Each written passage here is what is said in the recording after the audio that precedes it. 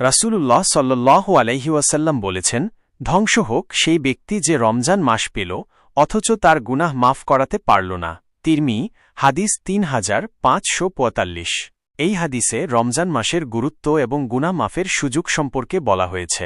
রমজান মাস এমন একটি মাস যেখানে আল্লাহ তাআলা তার বান্দাদের জন্য ক্ষমা ও রহমতের দরজা খুলে দেন।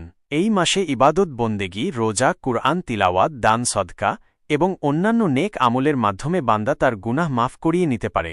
কিন্তু যে ব্যক্তি এই সুযোগ পেয়েও নিজের গুনাহ মাফ করাতে পারল না, সে সত্যিই দুর্ভাগা। কারণ রমজান মাস চলে যাওয়ার পর গুনাহ মাফের এমন সুযোগ আর সহজে পাওয়া যায় না।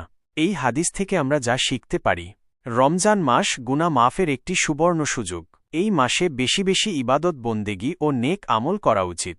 আল্লাহর কাছে ক্ষমা প্রার্থনা করা উচিত।